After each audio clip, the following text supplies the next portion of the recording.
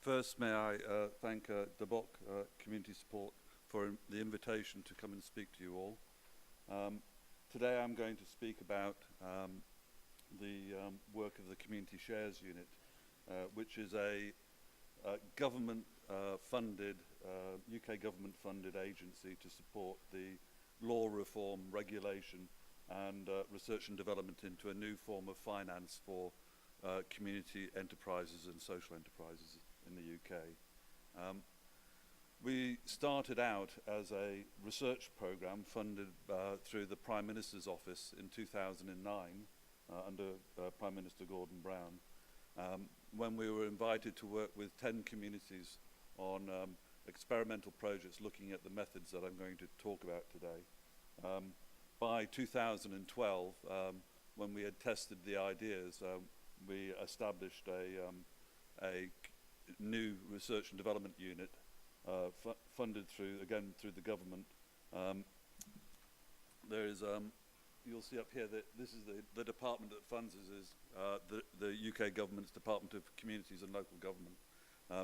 We're actually based, it's a joint initiative between two national community enterprise support organisations. The first one is Cooperative UK, which is this body up here, and the other one is called Locality. Locality is a national community building organisation. It works directly with neighbourhoods and communities on developing responses to the problems that communities face. And what's important about today is that we're talking about direct investment by citizens in community enterprises that serve those communities, so that people become direct owners of those enterprises. I'm going to attempt to work with Korean slides, but I might have problems if I lose track, but I'll endeavour to stay on message. Okay, so when we started in 2009, what were the issues that we were trying to tackle? The first one, I mean, we already had imported ideas that Cliff Rosenthal spoke about on the opening day. Our Prime Minister Gordon Brown had been to the USA. He had imported ideas of CDFIs, and we had those established by the mid-2000s. So these were lending mechanisms for many social enterprises, and by then interest rates were already coming down. And the problem is, though, that many social enterprises, a bit like Mrs. Mercado's experience, were not taking up these loans. And it wasn't because they couldn't afford the interest payments. The problem often was more the length of the loan. And often with 5-year repayment periods, the interest rate payment was only a small, I mean, that was maybe 4 or 5%. But if you're repaying a loan over 5 years, then it's 20% of the capital has to be repaid every year. And that was a big problem for many social enterprises, that they didn't have the cash flow to be able to finance that. So if you think about, one of the things about this conference has been the great range of different types of social finance that we've been talking about. We've been talking about it for personal finance to help individuals, low-income individuals. And also we've been talking about enterprise finance, and today is very much about enterprise. How do we help stimulate enterprise? And if we think, what sort of funding does an enterprise need? Well, there are several different forms. There's grants and subsidies. There is loans and debt. There is the organisation making profits and keeping it in the business. And then there is equity or share investment. Now, the social enterprise world globally, it's looked at equity and said, oh, it's not possible. And the reason they say it's not possible is because people's understanding of equity is based on what is right for private companies. So this line here about, I think it's here, about it's for private benefit and for capital gain and for speculation to become rich. It is very profit orientated and wealth orientated. The purpose of capitalism is to maximize your wealth, which it doesn't fit with the ambitions and goals of social enterprise and community enterprise. and share capital is the mechanism through which wealth is accumulated. So people have said, no, it's not the right thing. But this has a lot to do with corporate law. It has to do with how company law is organized, and particularly the principles of one share, one vote. So you can have a majority shareholder who controls a business for their own benefit and at the cost of all other stakeholders. In the UK, like in many countries globally, we also have an alternative to this, though. We do have cooperative law, which is another body of corporate law. And this is what we turned our attention to look at, is it possible to use cooperative law to provide a new type of share capital? And when we started looking at this, and the UK government also looked at this in a big review in 2003, they said, well, it's a useful form of legislation, but it's not used much. By the time we started, there was only about 150 new cooperatives being registered each year. And they said that the legislation is very out of date. It's not been reformed enough. There's been that long-term decline in registration has been a critical part of that. Also, why did it decline? Well, we have, in the UK, we have a smaller number now of very large consumer cooperatives their finance is mainly from historic reserves, accumulated profits over the years. And they haven't had no appetite for raising new member capital. So they haven't been using the legislation. Also, the final point, and this is a very critical one when you think about trying to reach out to the public, to citizens, to invest directly in enterprises that serve them, is that it's not understood. People, as soon as you say equity finance, they go, oh no, I can't understand, I shut my ears to it, it's too complicated. You know, I'm only a simple person. So, and particularly the legislation used very old terms. The Act was called the Industrial and Provident Society Act. And even to an English person, that means nothing. It's old language. And the type of share capital is called withdrawable share capital. Again, people, as soon as you say this, just really don't understand it. So a big part of our program has been about trying to make this legislation, to reform it, but also to make it accessible, and particularly to reach out to ordinary people, because those were our targets for investing, not by governments, not by institutions, but by people taking ownership of enterprises that serve them, to engage people directly, and that's been a very, very important principle for us. Also, let me just compare, on the one hand, debt and equity. Now, the problem with debt is that, I've already explained, you have fixed terms. So not only the interest rate is fixed, regardless of how profitable or not the business is, but also the repayment term is fixed. Compare that with equity, which is a long-term investment. And maybe during today, I mean, you'll see that actually the type of equity that we have in this law, it's a strange hybrid between equity and debt. For those who understand this, you'll see how it has characteristics of both, but which make it perfect for the purposes of what we're doing. Another problem is that debt, for an enterprise, you have to go to an institution, to a lender, and it's their decision. So it creates an us and them attitude. With equity, you go to your members, your community make the decision whether to support you or not. So it's very much about us, not us and them, but just us. And it's a very empowering experience. And the us is reinforced by shared risk-taking, that we all share together in taking the risk of supporting this business. Of course, when you invest money in this, and it might be only a very small amount, if you engage large numbers of people in your community, the median investment, more than half the people will only invest a little amount of money, but it only takes a few to invest quite a bit for the average investment to be quite large. A lot of what I have to say is about money, but it's also about building communities. It's about bringing people together in communities to support the enterprises that serve their needs. And you know, when you become an owner, then you want to protect your investment. So you become a good customer, a good supporter, a volunteer, an activist, and these other roles, engaging everyone in the future of the community enterprise is a very important principle for us. So what have we achieved? Well, since 2009, we have been working to create what we call a social brand. A lot of what we do is about open source, non-copyrighted materials and ideas, particularly with community shares. The word, when you used to say withdrawable share capital, people would look puzzled. But when you say community shares, they go, maybe it has something to do with me. Maybe it is something I can do.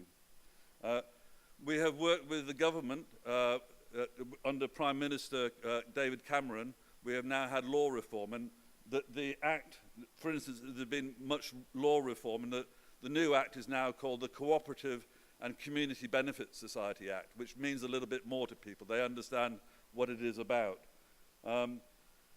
Since we've got going in 2009, we have seen over 700 new enterprises registered using this particular legal form, and nearly 400 of those have got to the point now of making a share offer, a public share offer. And you'll see later on that this takes quite a lot of work on behalf of the enterprise in preparation. So far, the money raised from the public from citizens has totaled over 110 million pounds. That's 155 billion won. Actually, before Brexit, I think you might have all have heard of Brexit, it was much more. It was 190 billion won, but now the pound has gone down in value. So far, across the country, we have engaged at least 100,000 people who have become members and shareholders in the enterprises that serve them. And now the community share societies make up 80% of all new registrations of societies in the UK.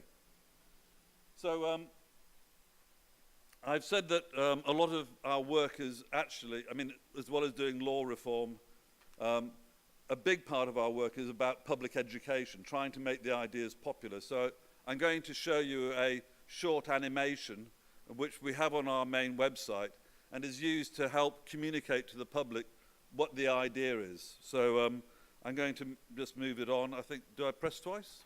I hope. Once upon a time, there was a community that didn't want the last pub where they lived to close down. They had great ideas about how it could be much more than a pub, but they needed money to make their dreams come true. The banks didn't think the community could make it work, and the local council didn't have any money to spare. But there was a group of people who did believe in them. Themselves. If they all pulled together, they could pool their money, from the well-off to the not-so-well-off. More than 200 enterprises in the UK have raised finance this way. From football clubs to piers, wind farms and local transport. What links them all is they respond to a need a community wants to see fulfilled.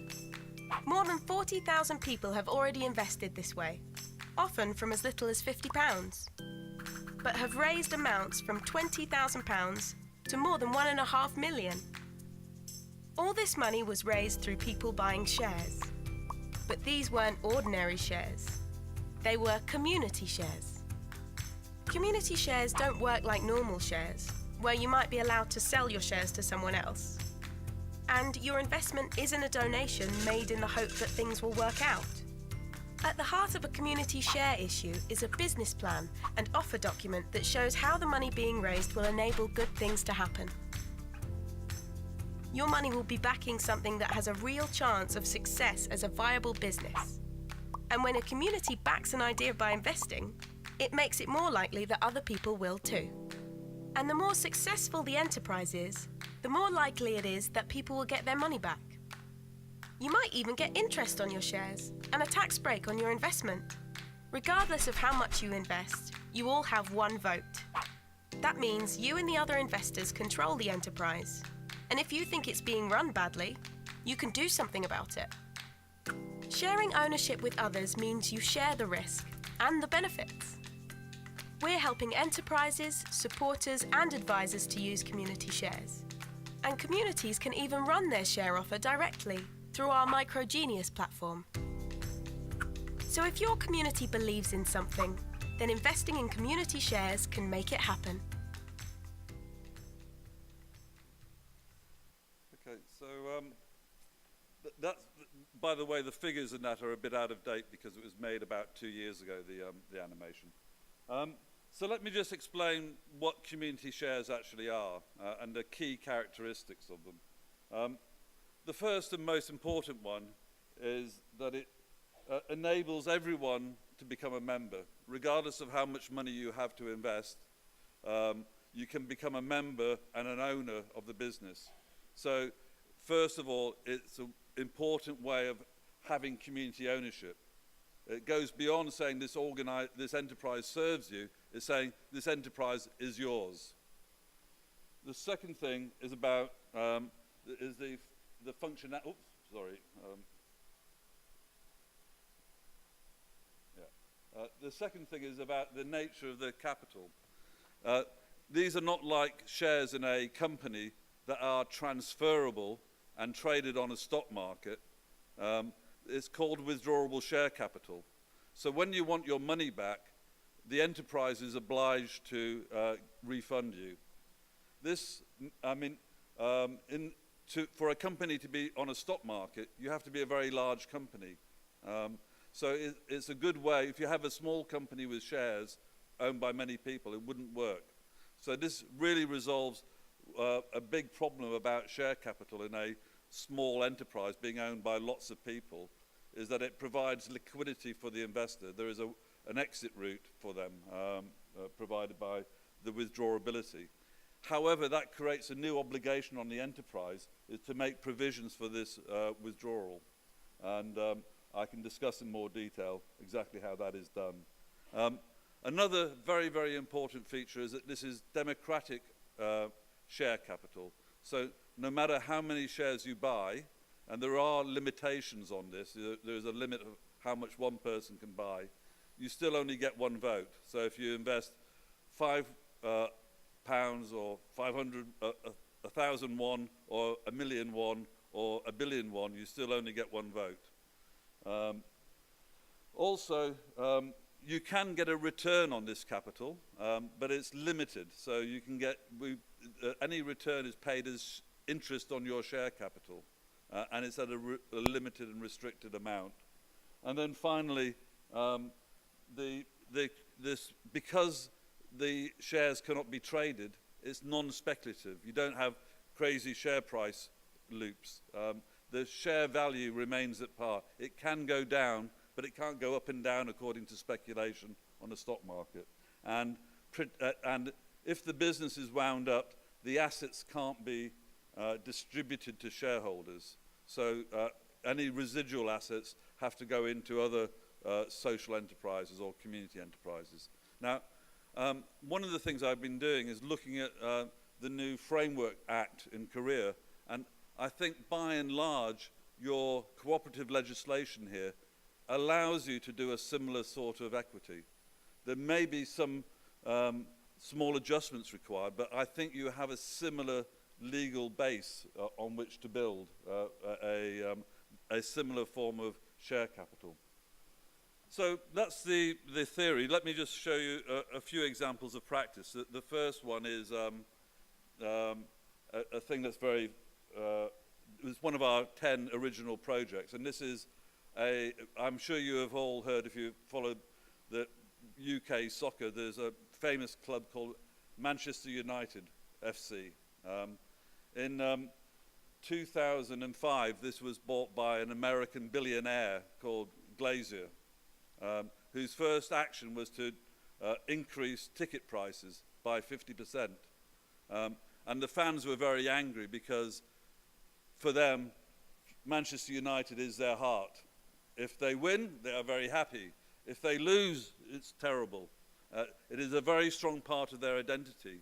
And for an American who's never seen a soccer match in his life, to come and take ownership was a terrible thing. So they said, that's it, we've had enough. We are creating our own community-owned club. And they started 11 years ago. Soccer is very popular in the UK. There are 250,000 football teams, and in a very big pyramidal league system. And they started at the bottom of the league. Over the last 7 years, they have got now to be in the top 500 of teams. And they wanted to build a stadium. They have now achieved this goal. Their stadium cost them 6 billion won, but a large part of that, 2.8 billion won, was raised from their supporters and members. They have over 1,500 members who provide the 마무리 capital. 부탁드립니다. Yeah, okay. There are more stories like this. I could go into, some of these are very close to my heart. There's another project, Hastings Pier, which was again a pier where it's a tourist centre that had gone into decline, had been popular in the 1960s, very big bands like The Who, Pink Floyd had played at, but private owners had run it into the ground, and eventually it was burnt down and abandoned. And there the community said, no, we want to restore it. And again, they raised capital to do this, but only actually a small part. The whole project cost over 20 billion won. The community raised 1.3 billion won. But that gave the confidence to public funders to back a project which originally everybody said is not possible to do. There are more projects. Here are a few in Scotland. This is a prisoner of war camp a prisoner of war camp that has been renovated as a tourist accommodation, and people who are interested in the history of the Second World War. Here, this is Port Patrick is a small, remote community in Scotland who the harbour was owned by a private individual who wasn't making anything of it, so they bought the harbour from the owner and raised capital for that purpose. Do Koreans like whiskey? This project here is Glenwivis whiskey distillery in an area of Scotland that doesn't normally make whiskey, and their local community raised 3.6 billion won to build a distillery and to act as a tourist attraction to create jobs locally. So over the years, this next chart's showing you the growth. There actually has always been, because the law has always existed, there's been, prior to 2009, there was about 5 or 6 new examples of this each year. So we had the basis of some examples to look at, but you can see the effect of the work that we've been doing is to grow the numbers. In 2014, the reason we have a dip here in 2014 in registrations was because that's the year the new Act came into power, and people were waiting for the new Act to become legislated. This shows you the number of share offers. So usually it takes a group anywhere between 6 months and 6 years from registration to get to the point where they're ready to make a public offer to recruit members and to raise capital. So they have to do business planning, they have to do a lot of community engagement work, they have to get their governance model right, and that's really where it explains the numbers. We can see a steady rise in these registrations, and this next slide just shows you the totals amounts raised each year and targeted. Again, there's a lag between in the data, in that we tend to know when people have made a share offer, we collect that data. It's not until they finally file their accounts that we know how much they've actually raised. So there's usually a 2-year lag between the data. So the years like 2011 and 12, we have accurate data there. This is based on reported amounts and amounts that we've known so far, but not until those enterprises file their accounts do we know the actual figures. of their success. So what does the Community Shares Unit do? Well, there's really four main things that we do. First of all, through our activities in market development and market intelligence, we promote the ideas to the public. And we do this by pointing to good examples of people who've been successful, and to create big stories like the Manchester United story, like the Hastings Pier story. And we then convert that into a handbook, a practitioner's handbook of how do you do this, to explain what is good practice and make it clear to that. We've also been training and licensing 100 professional practitioners and how to support communities who want to go down this route.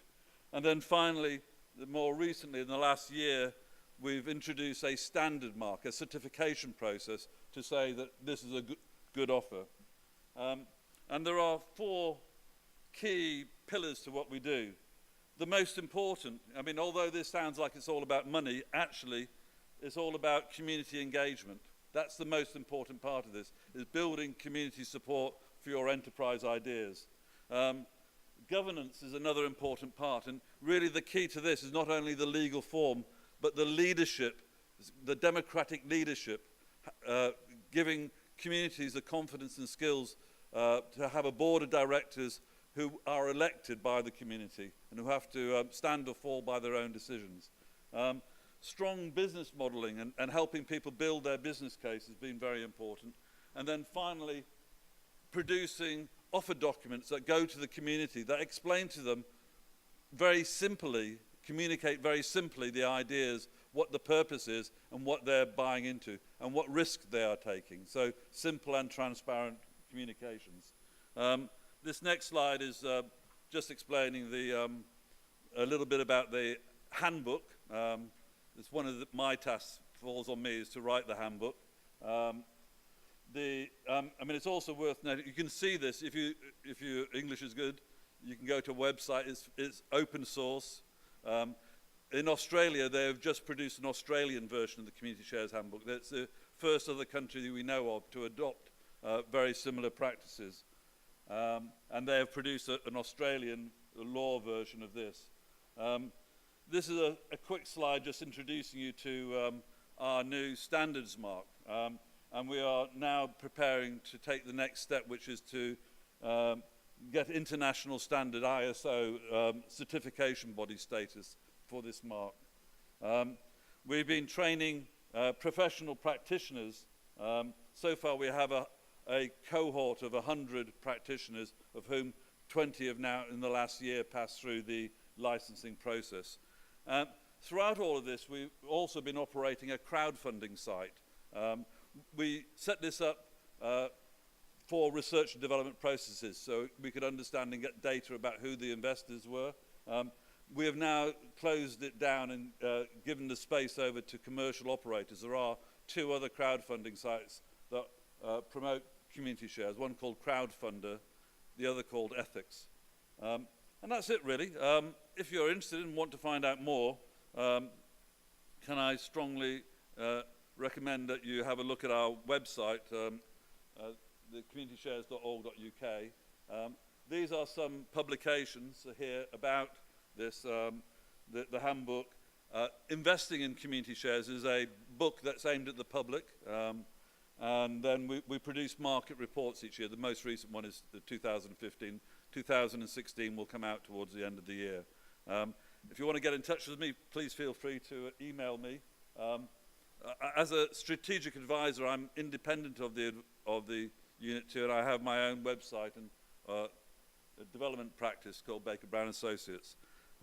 Also, if you want to follow us on Twitter, or if you want to learn, actually one good way of learning more about community shares is to go to YouTube. There is over 100 videos made by local groups about their own enterprises and how they did it. So if you want to find out how pubs, bakeries, nurseries, all sorts of different types of projects have done it, I suggest you have a look at YouTube.